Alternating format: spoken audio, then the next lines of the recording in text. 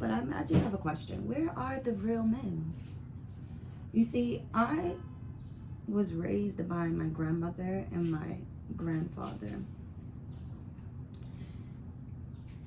My mom was young when she had me, very young, and she wasn't really around.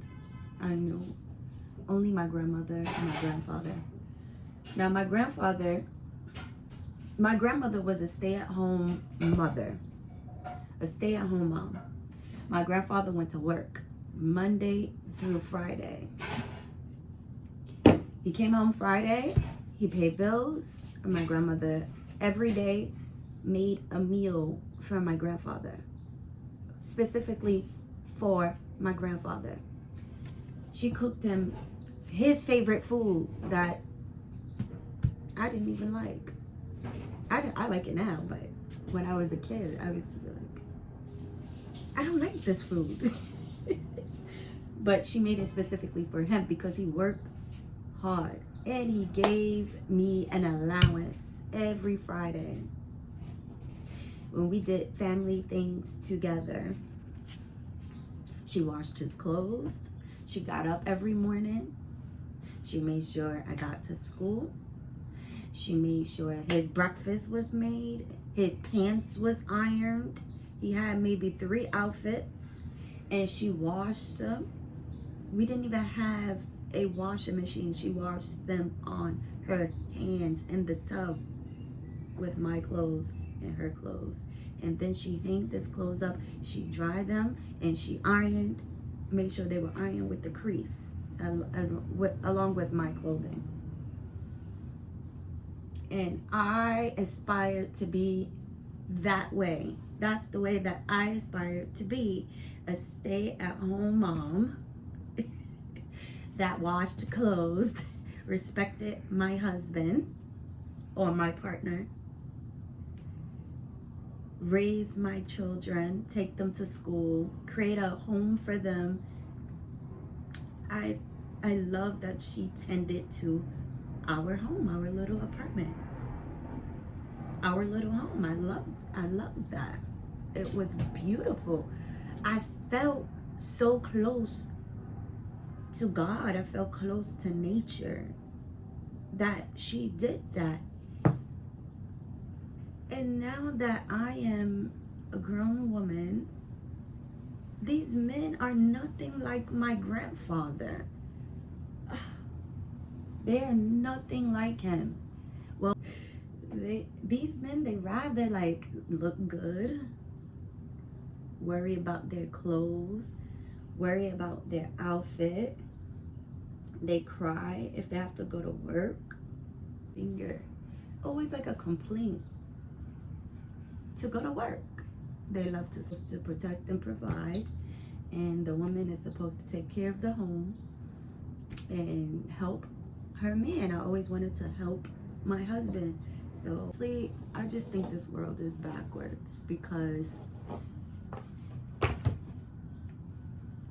I believe in the woman helping the man. I believe in the woman being a help met for her husband, and for the man that God chose her to be with, to help him build his kingdom or his purpose, basically his purpose.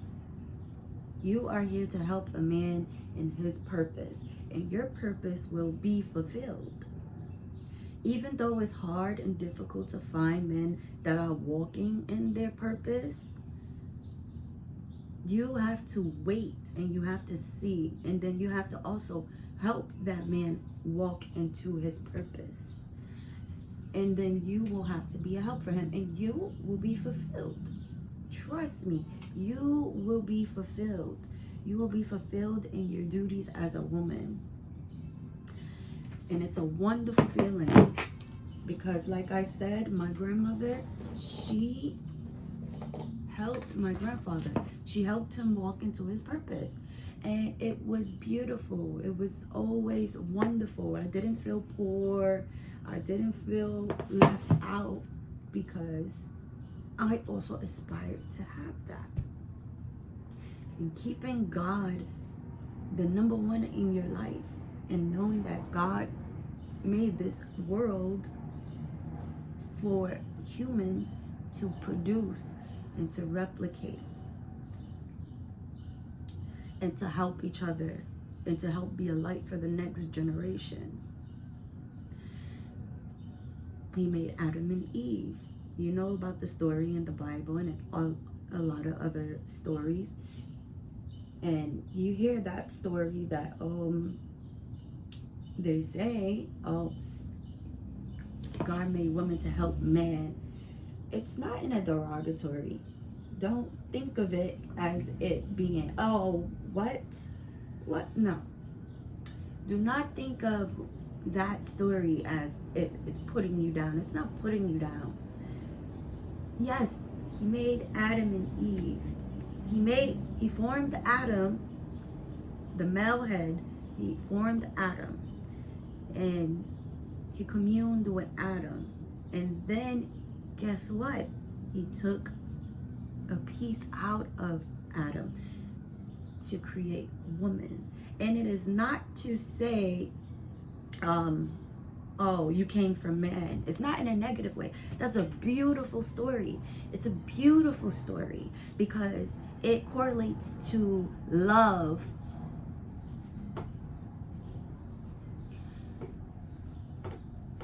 It correlates to love, to togetherness, to unify, to know. You want to know where you came from, and that is a precise location that is given to you. You came from man.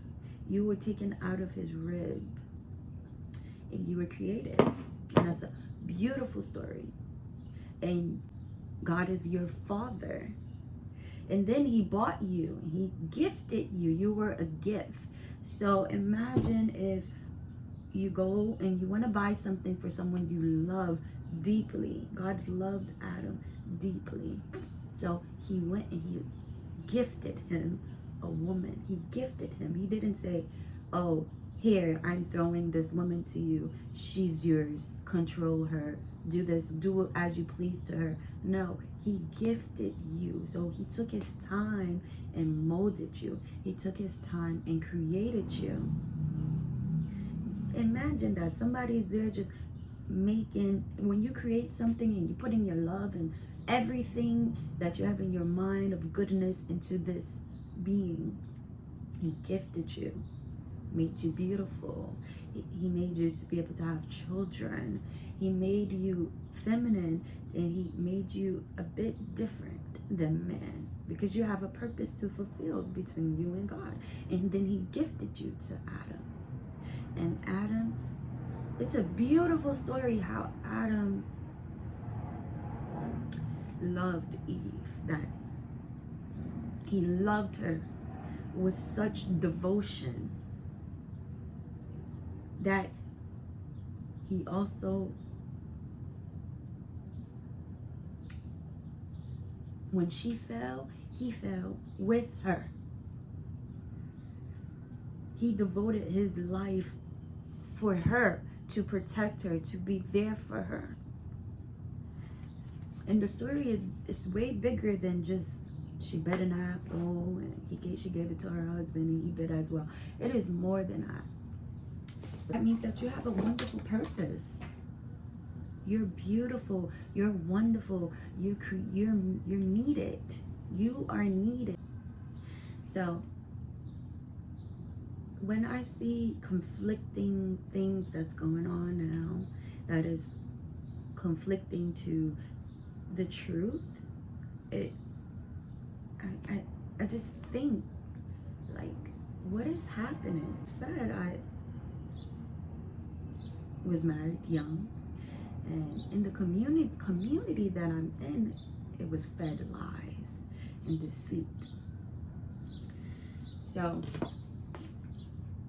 I am calling, where are the men? Where are the real men? Are you walking in your purpose? Are you really walking in your purpose? Where are you? And some of you, why are you fighting? Why are you fighting with women who aren't respecting themselves, who aren't taking care of their homes? Why are you like talking with them and giving them attention? In a world where men cannot be men, and they are being suppressed. Men are being suppressed. Real men are being suppressed. They are being shut down because they cannot be real men. They cannot become real men. They cannot walk in their purpose because they're either being called a bigot, they're being called a misogynist,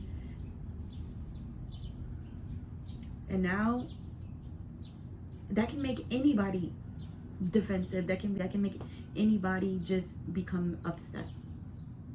I am calling you and I am saying to you men, do not stop feeding that, and feed your purpose, what you need to build, your goals, your aspirations. Feed your relationship with God and your relationship with yourself. Do not call out those women who don't have morals. Don't call them out. It's not going to happen overnight, but it will happen. We have children out here who are looking up to us, and they are, where are the women? Where are the men? So